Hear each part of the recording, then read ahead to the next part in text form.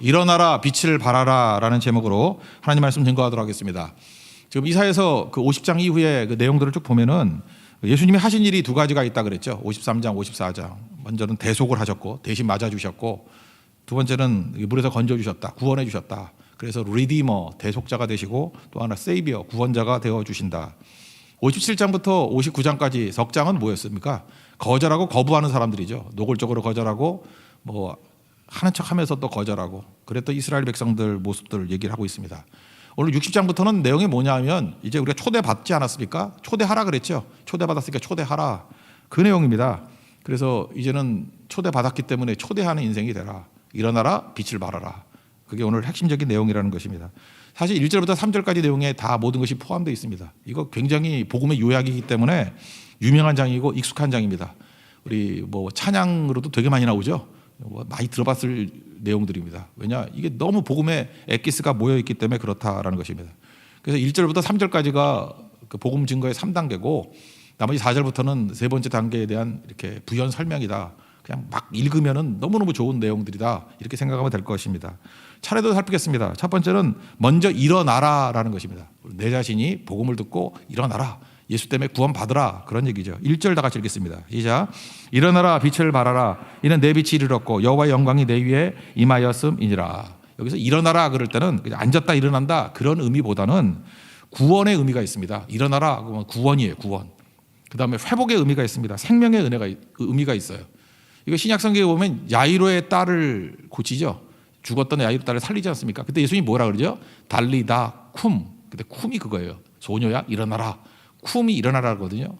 여기서는 구원이고 이게 생명이죠. 죽은 자를 살리는 거 아닙니까? 쿰. 우리의 죽은 생명을 살리시는 구원이 바로 쿰이라는 거예요. 그래서 이거는 구원의 의미가 있다는 것입니다.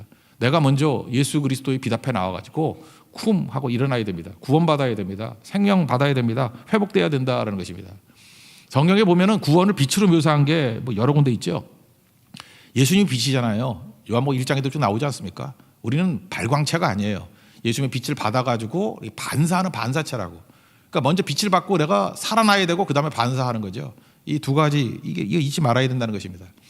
요한복음 1장 9절을 보니까 참빛 예수님이에요. 세상에 와서 각 사람을 비추는 빛이 있었다.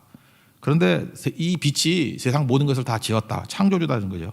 근데 세상이 알지 못하고 그 자기 땅에 왔는데 백성들이 영접하지 않았다. 이사야서 똑같죠. 거부하고 거절했다. 그런데 1장 12절 그 유명한 구절 아니에요? 이게 지금 일어나라 빛을 발하라는 얘기하고 딱 맞는 구절이라고 해요. 영접하는 자, 받아들인 거죠. 그 이름을 믿는 자들에게는 우리죠. 빛을 받는 사람, 하나님의 자녀가 되는 권세를 주셨으니. 그 이후에 나타나는 게 무엇입니까? 영광이 막 나타나죠.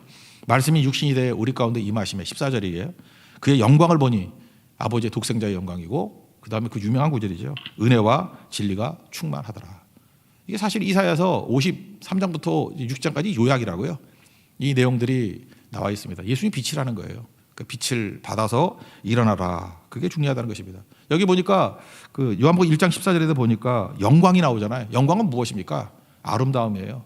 빛을 받으면 내가 구원받을 뿐만 아니라 하나님께서 우리 인생을 아름답게 만들어 주신다는 것입니다. 선교지 가면 참 좋은 게 있죠. 여러 가지 생명 살아나는 것을 보는 기쁨도 있고요. 하나님이 주신 특권이라고 생각합니다. 근데 특별히 자연적인 아름다움을 보게 되는 게 있는 것 같아요. 특별히 우리가 가는 선교지마다 독특한 아름다움이 있는 데가 있는 것 같아요. 첫 번째는 그 석양, 일몰이라고 그러죠. 일몰. 이렇게 해가 지는 거. 석양, 일몰, 선셋. 그 말레이시아 선교 갔을 때 코타키나발루 세계 3대 선셋이라고 그러잖아요. 저도 뭐 선셋이 그렇게 좋은지 몰랐어요. 근데 한 6시 내외쯤 되면은 이게 오면은 붉은색으로 막 물감을 풀어놓은 것 같이 설명이 안 되네. 여러분 인터넷에 한번 코타키나발루 석양 한번 쳐보세요. 그 사진보다 더 아름다워요. 이렇게 멍하니 쳐다볼도 좋을 정도로. 저는 항상 그때마다 기도했어요. 하나님, 나의 마지막이 석양처럼 아름답게 하옵소서. 우리 많은 사람들이 죽음 앞에 서 있는 사람도 있잖아요. 이제 주님 앞에 곧 천국 가야 될 사람들, 우리 인생의 과정 중에 하나 아닙니까? 지금도 어려움 당한 성도들이 있고 죽음 앞에서 천국을 기다리는 성도들도 있는데 제가 기도하고 있어요. 그의 인생이 마지막이 하나님 선셋같이 하게 되어 주십시오. 하나님 예수님의 빛이 비쳐서. 선셋은 잘 보세요. 이 사물은 그대로잖아요. 그 코타키나발루 그 뭐 바다나 뭐 돌이나 뭐 섬이나 다 똑같은 거 아니에요? 근데 빛이 어떻게 비춰지냐에 따라서 석양의 아름다움이 드러나잖아요. 하나님 우리 인생이 주님과 동행해 왔습니다. 마지막 예수님이 빛을 비춰주셔서 그의 인생의 석양의 아름다움을 보여주옵소서. 기도거든요. 주님께서 그렇게 해 주실 거예요. 제가 석양의 아름다움 같은 게 스데반의 죽음 같은 게 참 아름답지 않습니까? 영광의 죽음. 그것도 중요하다는 거죠. 하나님께서 이런 은혜를 주신다는 것입니다. 또 똑같은 얘기인데 그 선라이즈라 그러죠. 이렇게 일출. 해돋이의 아름다움이 있는 건 또 네팔인 것 같아요. 네팔 가면은 그 포카라 가잖아요. 요즘 뭐 자주는 가지만 거기 안나푸르나 이제 가끔마다 올라가거든요. 올라가면은 그 오스트레일리안 캠프, 오스트리아 사람들이 오스트레일리안, 호주 사람들이 갔다가 너무 좋아서 안 올라갔대요. 거기서 캠핑하다가 그냥 몇 개월 있다가 내려왔다. 그래서 오스트레일리안 캠프라 그래요. 거기 가면은 또 이렇게 선라이즈 보는 거 있거든요. 저는 일몰이 더 좋더라고. 근데 하여튼 선라이즈에도 분마다 1분마다 한 번씩 하늘이 바뀌어요. 이렇게 막 뭐라죠? 황금색으로도 변화들어요. 순간적으로.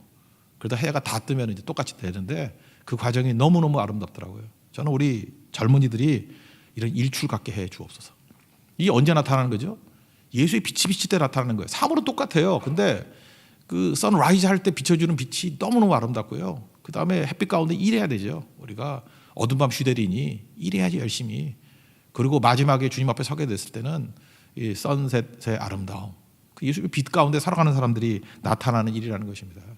저는 고등학교 때 사진부에 있었거든요. 사진부에 있어가지고 뭐 현상 인화 이런 것도 다 했는데 현상 할 때가 제일 재밌더라고요. 암실에서 옛날에 이렇게 뭐 애기 있어가지고 막 왔다 갔다 하고 뭐 이런 것도 있었고 인화할 때도 물론 흑백이지만 하여튼 재밌었고 그랬거든요. 근데 그 사진부 선생님이 항상 그런 얘기를 했어요. 우리는 사물을 찍는 게 아니라 빛을 찍는 거라고. 사진에 찍히는 건 사물이 찍히는 게 아니라 빛이 찍히는 거라고. 그래서 빛에 대해서 제가 굉장히 많이 배웠거든요. 빛, 구도도 배웠지만 빛. 우리 인생이 그렇습니다. 우리 인생이 드러나는 건 내가 드러나는 게 아니에요. 빛이 드러나는 거예요. 예수님이 내 인생 가운데 빛이 비쳤을 때 어떻게 반사되느냐.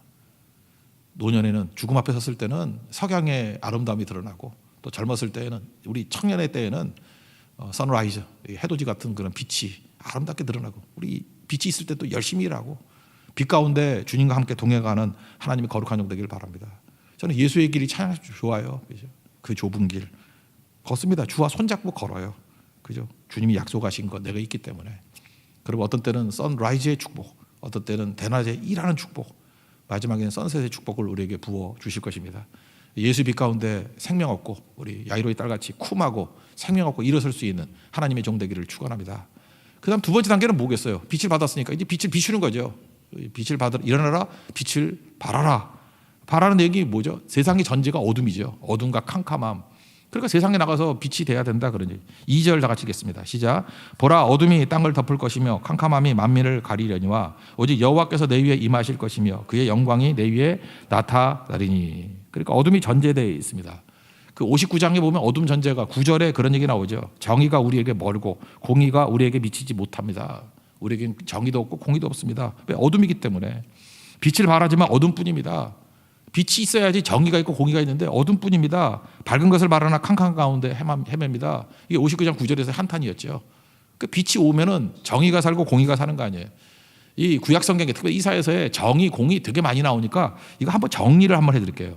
정의하고 공의하고 뭐 다 같이 의 같은데 정의 그러면 저스티스고 공의 그러면 라이티어스니스잖아요. 영어로 하면 그 구분이 되나? 하여튼 이런 거하고 좀 비슷한 거예요. 정의하고 제일 비슷한 말이 뭐냐면은 옳은 일, 그게 정의인 것 같고 그 다음에 공의 그러면 잘한 일이에요. 그러니까 정의는 뭐냐면 기준 지키는 거예요. 기준. 그러니까 공정하다 뭐 이런 거 이게 정의죠. 억울함이 없게 하다.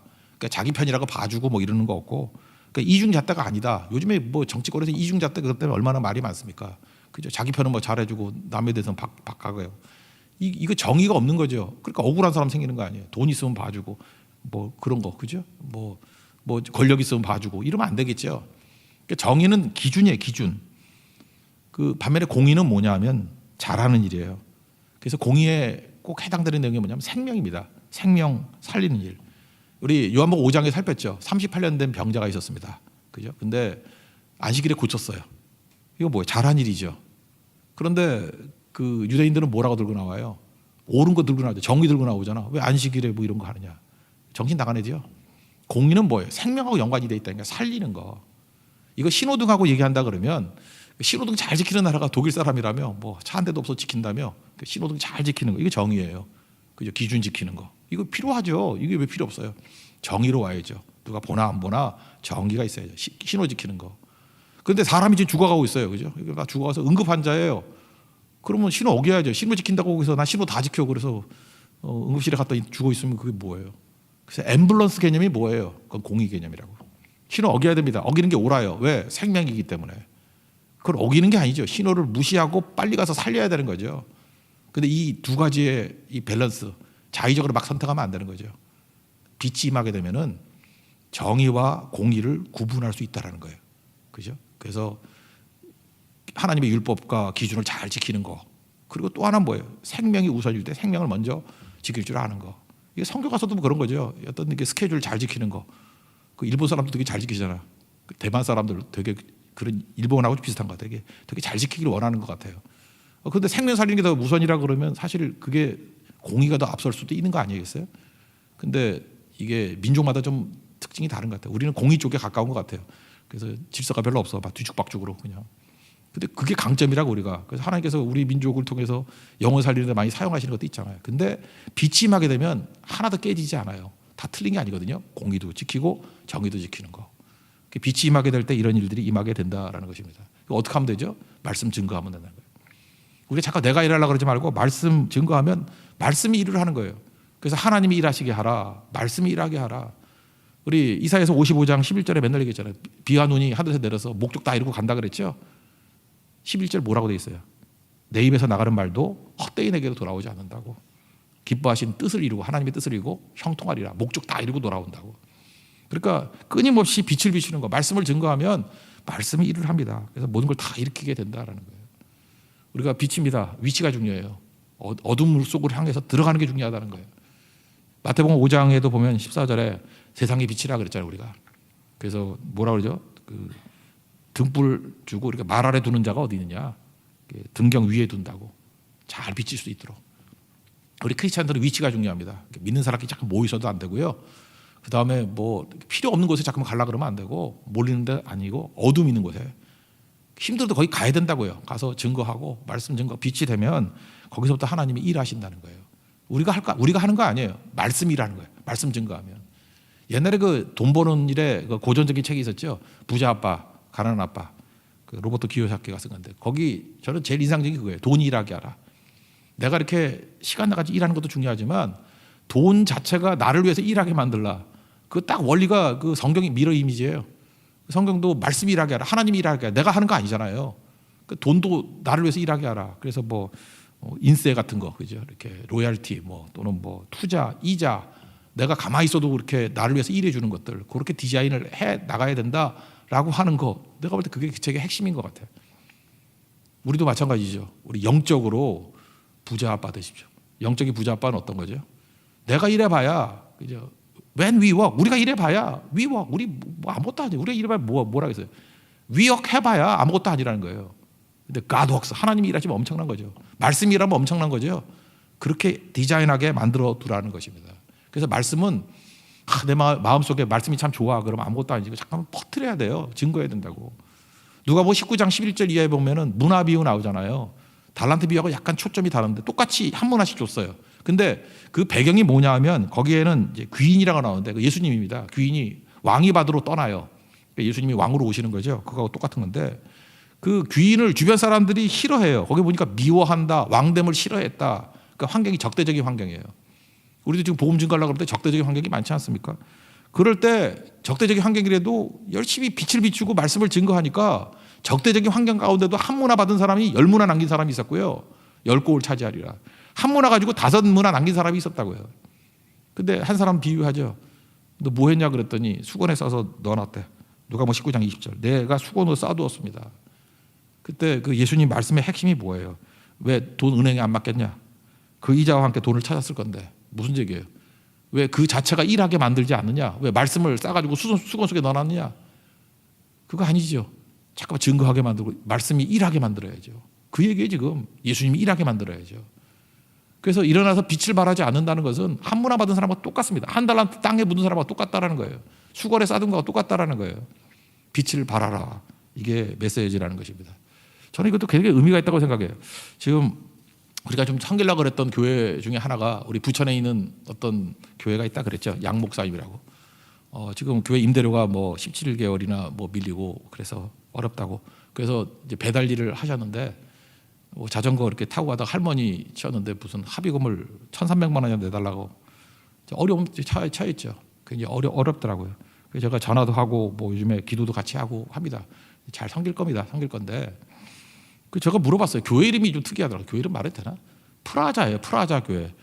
그래서 프라자가 원래 그 광장 그런 거 아니에요. 그래서 시청자인데 무슨 거기 그 동네에도 프라자가 있습니까? 그랬더니 그게 아니고 2015년에 8차 특별새벽기도 때 우리 교회에서 그때 스가랴서 강의를 했어요. 한번 우리 홈페이지 들어와서 보세요. 2015년에 8차 특별새벽기도. 그 스가랴서 2장에 보면은 이런 얘기가 나와요. 예수님께서 이제 임재하시는 건데 우리 가운데 오셔서 우리는 보통 성 그러면 성곽이 있어야 되잖아요. 성곽. 성을 쌓잖아요. 그죠? 성곽 없는 성읍을 만들겠다. 왜냐? 내가 성곽이 되어 줄 거니까. 거기 뭐라고 나오냐? 불성곽이라고 됐어요. 불로 둘러싼 성곽. 그러니까 성곽 없는 성읍 그 뜻이 프라자거든. 히브리어로 프라자. 영어 스펠링을 하면 P-E-R-A Z-G-A-H 프라자. 그 히브리어거든요. 프라자. 거기에 의뢰받고 개척했대요. 2015년에. 그러다 보니까 우리 교회도 연관이 있는 거네. 내가 보니까 그죠? 교회 시작한 게 그 스가랴서 말씀 듣고 시작을 했고, 제가 갑자기 그 생각이 들었어요. 이사야서 55장 11절. 내 입에서 나가는 말씀이 하나도 헛되지 않다고. 빙글빙글 돌다가 또 만나잖아요. 말씀이 헛되지 않다라는 것입니다. 그걸 통해서 세우기도 하고 목적을 이루고 깊으신 뜻을 이루고 형통하게 될 것이라고.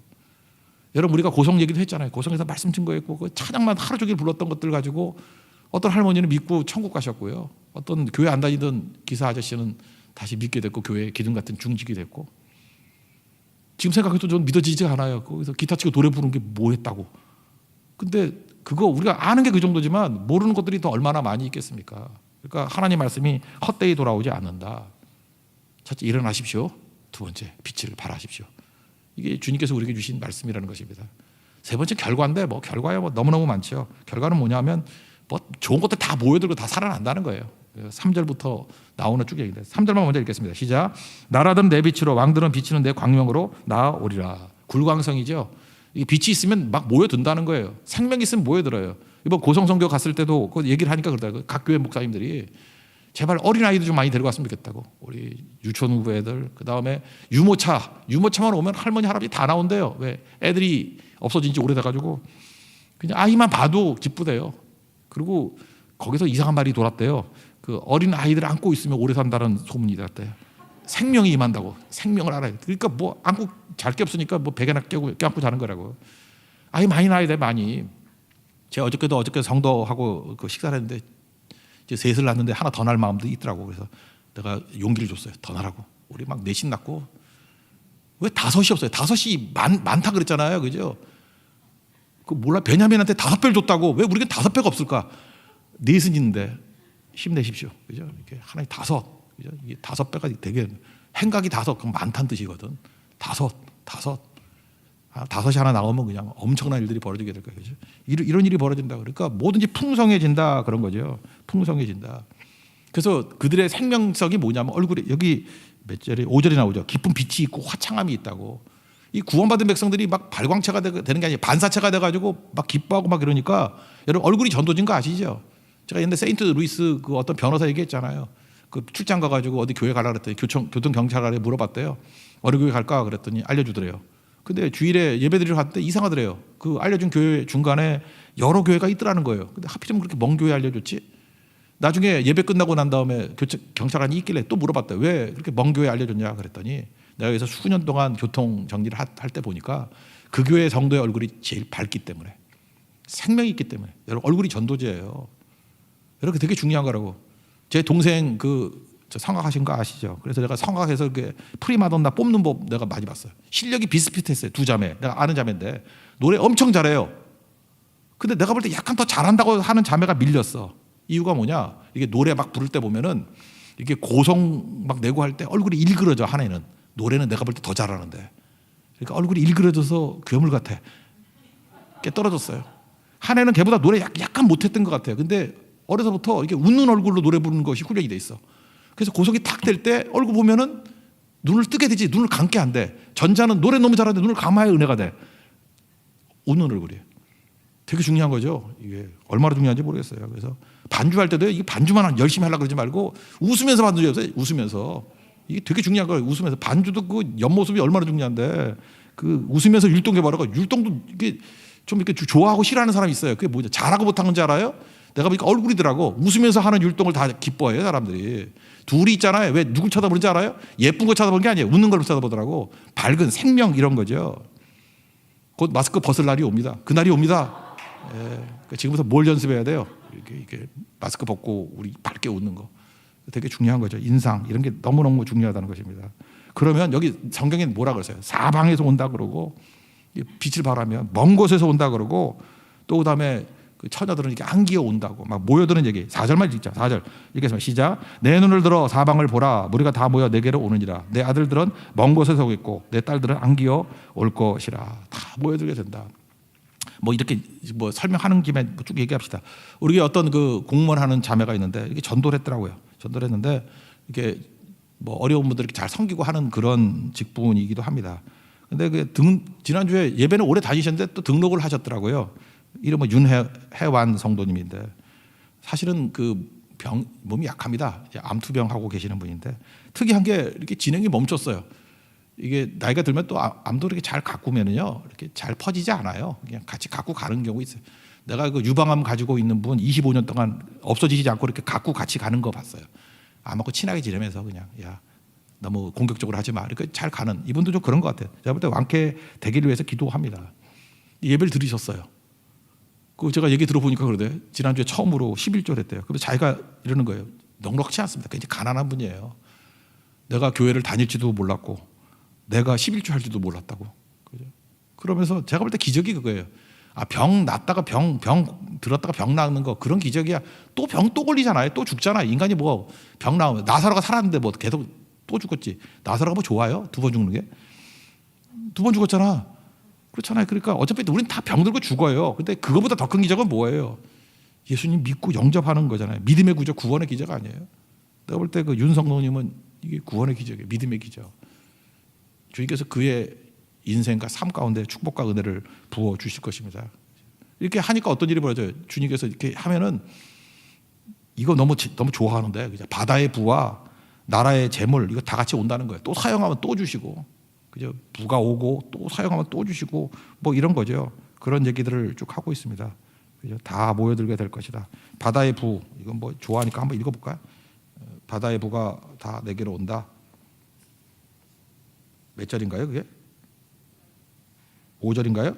5절 한번 읽겠습니다. 시작. 그때 내가 보고 기쁜 빛을 내며 내 마음이 놀라고 또 화창하리니 이는 바다의 부가 내게로 돌아오며 이방 나라의 재물이 내게로 옴이라. 뭐 쭉 온다 그러죠. 우리 같이 한번 또 기도했으면 좋겠다는 게 뭐냐면 우리 영찬 형제 있죠. 형영찬. 어저께 제가 그 형정호 목사님하고 선교사님하고 이제 통화도 하고 했는데 요코하마에 이제 교회가 있거든요. 기적의 거기 성령의 교회라고 있는데 14년 전에 이제 교회를 구입했습니다. 10층 건물에 3층에 구입을 했고, 근데 대출을 한 걸 꽤 오랫동안 다 갚았다고 할렐루야 그러더라고요. 다 갚았는데 문제는 뭐냐 하면 이제 관리비가 또 밀렸는가 봐. 관리비를 또 얼마나 안 내셨는지 소송이 들어갔습니다. 근데 목사님 얘기가 그래요. 2011년 그 후쿠시마 지진 이후에 교인들이 거기가 좀 이렇게 유학생이 머무는 그런 그 주재원들이 많은 교회래요. 근데 많이 귀국하고 이래서 교회가 재정적으로도 어려워지고 그랬는가 봐요. 관리비가 뭐 우리나라 돈으로 하면 6천만 원 정도 밀린 것 같아요. 그죠? 이렇게 600만 원이니까 맞죠? 그렇게 10배 하면은 뭐 금요일에 재판하게 된다. 그래서 기도도 하고 그래요. 우리 같이 뭐 섬기고 응원해주고 그랬으면 좋겠어요. 그 사모님 전영의 사모님은 또 도시락 알바도 하고 참 힘들고 지금 뭐 일본도 그렇고 우리 뭐 지방도 그렇고 너무너무 어려운 것 같아요. 그죠? 이때 우리가 해야 될 일이 뭐냐면 이거죠. 하나님께서 우리에게 주신 힘 가지고 또 섬기고 거기도 또 교인들이 있을 거 아니에요. 다 일어나고 또 격려하고.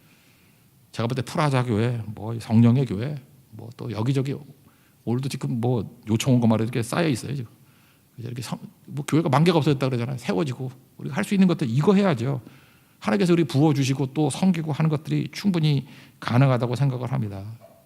우리 성경 얘기가 그 얘기가 쭉 나와요. 계속 나오는데 우리가 손대면은 하나님께서 우리 축복의 통로로 삼아 주시고 필리스 브룩스에게 잊지 마십시오. 우리 능력에 맞는 일만 하려고 그러지 말고 저는 그래서 일에 욕심이 생겼어요. 그래 좋습니다. 주시는 거 다 하여튼 해보겠습니다.